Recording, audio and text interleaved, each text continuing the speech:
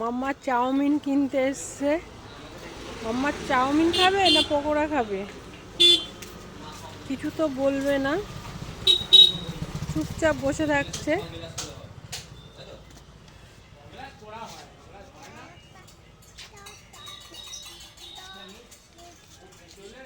আমি বকেছি বলে আমার সঙ্গে কথা বলবে না,